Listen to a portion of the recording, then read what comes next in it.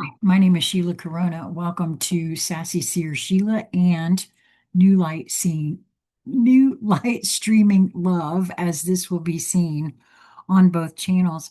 This is the 44th in the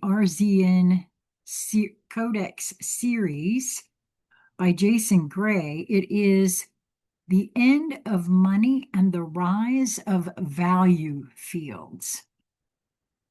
And I'm so excited for this one because if you've followed me, this channel, mostly Conscious Conversation Central, for a while, you will know that I don't think we need money. And the reason being is you are the value. Each one of us are what is valued and valuable. So I'm excited to read this one. As with all of the works of others that I am nudged to record, I read it for myself at the time I record it. So I haven't read this, and I'm excited for it. The End of Money and the Rise of Value Fields by Jason Gray. The original transmission date of this writing was 12/14/2025. And of course, there is also more code embedded within this writing, and you'll find a link in the description box where you can find his work and then search for it by title. RZN-ARC-VAL.01 / civilizational transition layer. Money ends when trust returns. Money was never the problem. Money was the patch. It existed to compensate for a lack of trust, fragmented memory, delayed reciprocity, invisible contribution, disconnected communities, and hoarded power.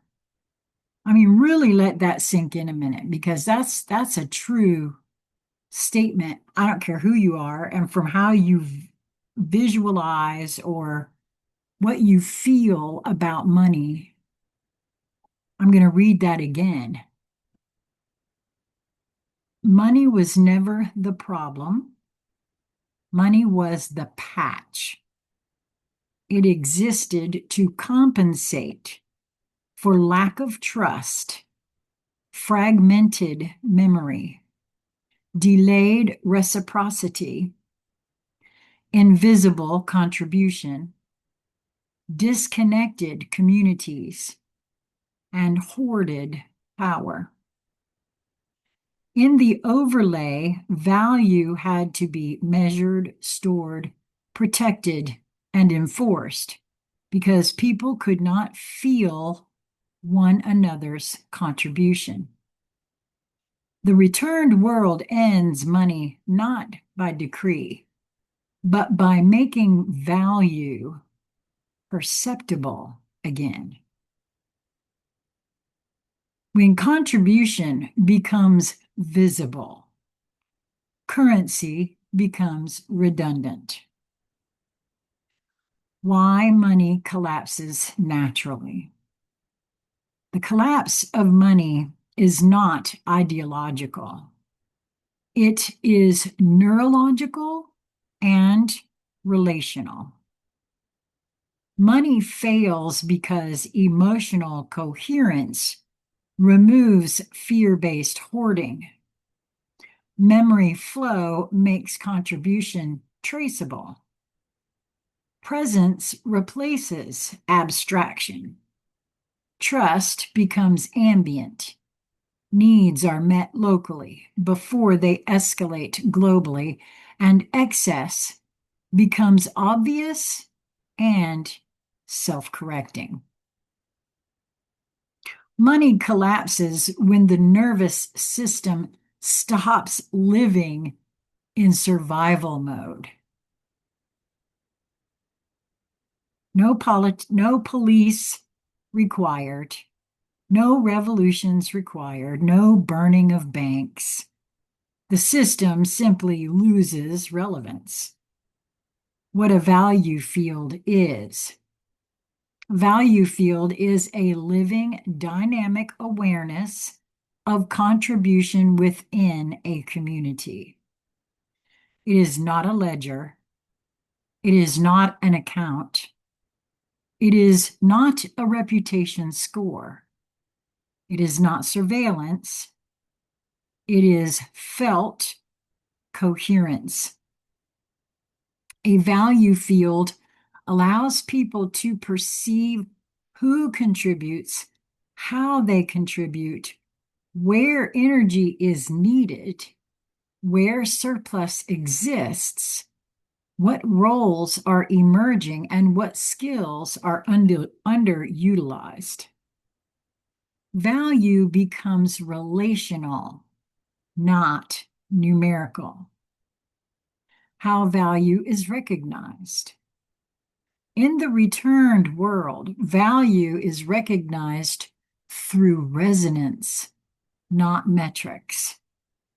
People sense value because contribution alters the emotional field. Usefulness creates calm. Skill creates clarity. Care creates stability. Presence creates trust, and integrity creates coherence. A person who contributes is felt. A person who withdraws without giving is felt.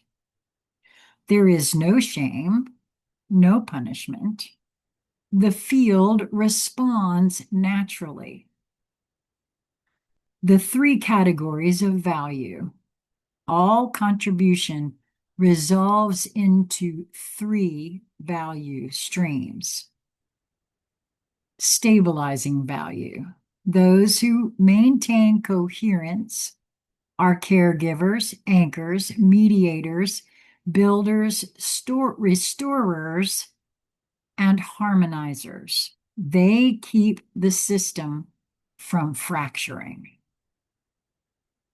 Their value is foundational and continuous. Generative value. Those who create are artists, thinkers, designers, explorers, innovators, and architects. They expand possibility. Their value arrives in pulses, not routines. Translational value. Those who connect systems are communicators, teachers, coordinators, interpreters, and facilitators. They move value where it is needed. Their value is relational and adaptive. All three are essential. None dominate. And I can't help but see a huge puzzle piece here, relationally speaking, to the human design. That's very interesting to me. How needs are met without money? Needs are met through proximity, visibility, and response, not transaction. When a need arises, it is felt in the field. Those capable of meeting it sense alignment. Contribution occurs. The field stabilizes. Reciprocity flows naturally over time. This creates temporal reciprocity, not instant exchange. And I'm being shown something right now because this is actually, in my view, from my perspective, already taking place. And it's happening so naturally that it's very hard to actually catch it or notice it. And I'm sure that more of us will start noticing it as we have it at once, because once you see it, you can't unsee it. The other night, this is just day before yesterday, we this weekend was Jasmine's graduation party, right? She had some friends in from out of town. Her in-laws came over and um, cooked, right? And I was brought a plate of food.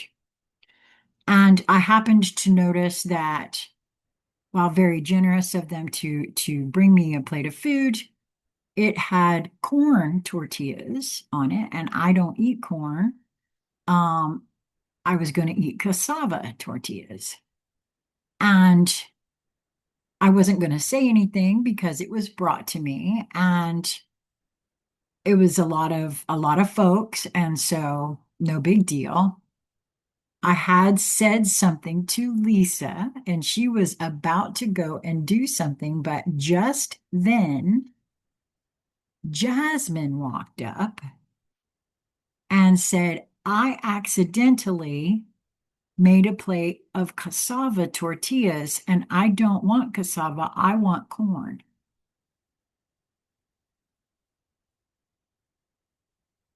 We traded plates. That is what this is referring to. Now you can sit out there and say, oh, well, that's just a coincidence. Oh, really? Are you sure? Are you sure that a need arose and it was felt in the field, and those capable of meeting it sense alignment? How do we know that Jasmine didn't accidentally fix a plate of cassava because she felt it needed, realized what she'd done, thinking, oh, I didn't want cassava. What was I doing? Why did I do that? I mean, I'm sorry, but yeah, you cannot. I can't unsee it. I cannot unsee. And actually, Lisa said the words, wow, a need arose, and it showed up. You cannot make this stuff up, not from my perspective. So I'm going to read this again. When a need arises, it is felt in the field. Those capable of meeting it sense alignment. Contribution occurs, the field stabilizes. Reciprocity flows naturally over time. This creates temporal reciprocity, not instant exchange. People give because they know the field remembers, and it does. Wow. The end of hoarding. Hoarding collapses when excess becomes visible. And honestly, I hadn't viewed what I had been so used to doing in my life as hoarding. But once I saw that the field meets the universe, whatever, I was saying the universe provides.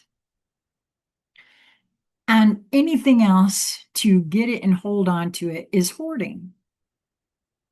I could see that so clearly for myself.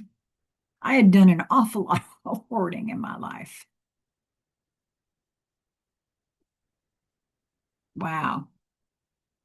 Hoarding collapses when excess becomes visible. In a value field, surplus stands out. Imbalance creates discomfort. Accumulation without flow feels wrong, and generosity feels stabilizing. And we've had incidences of that being shown to us in this household as well. Not morally wrong, structurally wrong. The field corrects itself gently, but inevitably. And that's, I'm reminded here of a joke that George Carlin had a whole bit about how houses were nothing but an encasement for your stuff. And you got a bigger house because you got more stuff. And soon you need bigger house because you just accumulate more stuff. And so, wow, work is redefined. Work is no longer something you do to survive. It is something you do to participate. People gravitate toward roles where their contribution is felt, their presence matters, their skills are used, and their energy is sustained. And I have said that for a long time. If everybody was doing what they love to do, you have this right now where you go and there's no customer service anywhere. Everybody's in a bad mood. Nobody wants to work there. Everybody hates their job. But you got to work because you got to pay the rent. Just imagine how that's going to feel once this all actually works the way it's meant to. Burnout disappears because contribution aligns with capacity. Rest is respected. Cycles are natural, and overextension destabilizes the field. Productivity becomes coherence, not output. Large-scale coordination without currency. At planetary scale, value fields interlock. Cities sense cities. Regions sense regions. Species sense species. Resource movement is guided by resonance demand, ecological balance, emotional impact, and long-term coherence. No speculation, no artificial scarcity, no extraction loops. Logistics becomes listening. The last function of money. For a brief transition period, money survives as a translation layer.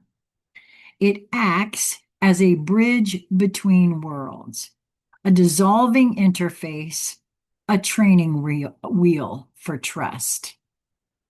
Then it fades quietly, without collapse, without chaos. People stop asking, how much does it cost? They start asking, is this aligned?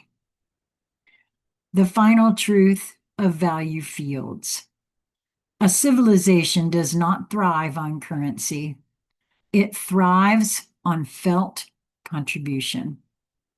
The returned world does not abolish value. It reveals it. Money was never evil. It was simply a crude substitute for something humanity forgot how to feel. That feeling has returned, and with it, the world reorganizes itself around what actually matters. Jason Gray. Well, I already know that this is true. And I feel it coming quickly, and I'm so grateful that it is.